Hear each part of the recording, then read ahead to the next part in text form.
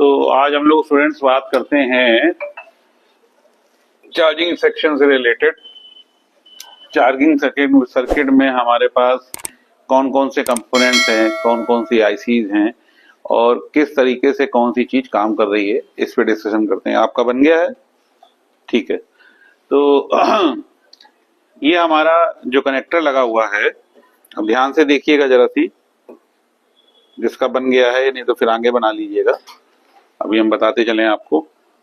ये जो हमारा कनेक्टर लगा है, ये कनेक्टर है हमारा बोर्ड टू बोर्ड कनेक्टर। हमने आप लोगों को बताया था चार्जिंग कनेक्टर, फिर हमारा सब बोर्ड, फिर हमारा B2B पत्ता, जिसे हम क्या बोलते हैं, फ्लेक्स भी बोलते हैं। B2B flex. फ्लेक्स किसे बोलते हैं? जो चीज आसानी से मुड़ जाती है, पत्ते को फ्लेक्स बोला जाता है। और जो कनेक्टर, जो फ्लेक्स होता है, उसका जो पत्ता होता है, उसका कनेक्टर एक ऊपर कनेक्ट होता है मदरबोर्ड में, एक नीचे कनेक्ट होता है। तो जब दोनों तरफ कनेक्ट होता है उसे बोलते हैं बोर्ड टू बोर्ड कनेक्टर। तो जब हम आपसे B2B कहीं बोलेंगे तो आप क्या समझेंगे, वो क्या है? बोर्ड टू बोर्ड कनेक्टर है। बोर्ड टू बोर्ड कनेक्टर मतलब हुआ हमारे जो मदरबोर्ड में कनेक्टर इस तरीके का लगा रहता है। ठीक है, इसे बोलते हैं मदरबोर्ड कनेक्टर। ठीक है। तो एक जो सप्लाई हमारी निकलती है जब हम चार्जिंग लगाते हैं, जब हम अपना चार्जर लगाते हैं USB केबल के थ्रू, तो हमारी चार्जिंग कनेक्टर पे लगता है। चार्जिंग कनेक्टर से फिर हमारा सब बोर्ड में जाता है, सब बोर्ड से फिर हमारा फ्लेक्स पत्ते के through board to board connector पे आ जाता है। ठीक है, क्लियर है इतनी बात? तो हम लोग अब बोर्ड टू बोर्ड कनेक्टर पहुंच जाते हैं, जहां पे हमें क्या दिखाई पड़ता है, को क्या चीज ध्यान देनी है कि जो हमारा मेन कनेक्टर है, इस कनेक्टर से हमारी कौन कौन सी सप्लाई चार्जिंग से रिलेटेड आई हुई है।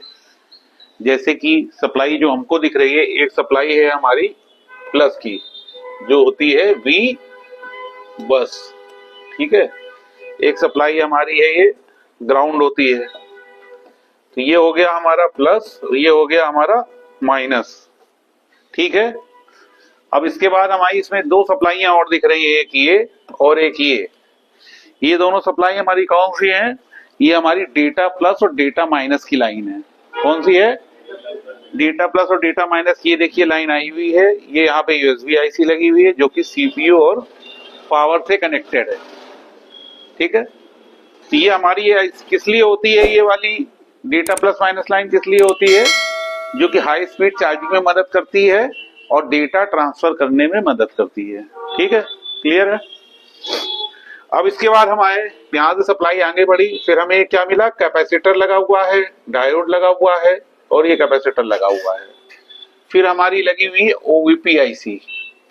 ठीक है, OVP IC में हम लोगों ने देखा है कि मान लो OVP 6 पिन की IC है, तो कभी कभी होता है कि हमको OVP IC खराब हो गई, अगर हमारे पास नहीं है तो हम उसे जंपर का इस्तेमाल करके उसे, अगर अवेलेबिलिटी नहीं है तो जंपर लगा के उसे लाइन जोड़ सकते हैं। ठीक है ना, अगर ब्रेक हुई है जोड़ सकते हैं। उसके बाद हमारे फिर से कंपोनेंट्स दिखे, फिर हमारी ये गई चार्जिंग IC, ये हम उसको बोलते हैं DC to DC IC। DC इसलिए कहा जाता है कि इसका इनपुट भी DC है और आउटपुट भी DC है। अब आपको पता है कि हमारी जो DC टू DC IC है, ये क्या निकालती है? आउटपुट। सभी लोगों को पता है आउटपुट क्या निकालती है? DC टू DC हमारी निकालती है दो आउटपुट, एक निकालती है VBAT और दूसरा निकालता है VPH। क्लियर है? ठीक है। तो जो हमारा VBAT होता है 4.2 होता है, जो हमारा VPH होता है 3.6 से 4.2 वोल्ट होता है। क्लियर है? तो जो हमारा आउटपुट निकल के आ रहा है, जो हमारा बैटरी कनेक्टर को जाता है, वो हमें कितना मिलेगा? यहाँ पे 4.2 वोल्ट। ठीक है। तो अब हमारा इसमें जो इनपुट गया, ये जो हमें इनपुट जा रही, तो हमारी इनपुट क्या हुई इसकी? V बस। हमारी चार्जिंग IC की इनपुट वोल्टेज हुई V बस। V बस होती है हमारी प्लस 5 वोल्ट। ठीक है। तो हमारी V बस हुई, V बस हमारी जब एंटर हुई तो हमारी आउटपुट दो निकली, जो निकली एक जिसे हमने बोला है VPH या VSYS। हमने आपको बताया था कि सर्किट में या बॉन्डियों में या किसी स्कीमेटिक डायग्राम में कहीं भी SYS भी लिखा हो सकता है, VSYS भी लिखा हो सकता है, या VPH भी लिखा हो सकता है। तो वोल्टेज ऑफ फोन या सिस्टम वोल्टेज या वोल्टेज ऑफ सिस्टम, क्लियर है। तो ऐसे ही हमको ये आउटपुट जो है निकल के आ रहा है VPH वो मिल रहा है। तो हमारे वो किसमें जा रहा है, ये जा रहा है हमारा वोल्टेज आउटपुट निकल के चार्जिंग वो पावर आईसी की इनपुट वोल्टेज हो गई है। क्या हो गई, इनपुट वोल्टेज हो गई। ये हमारी कितनी होगी, 3.6 से 4.2, ठीक है, 3.6 से 4.2।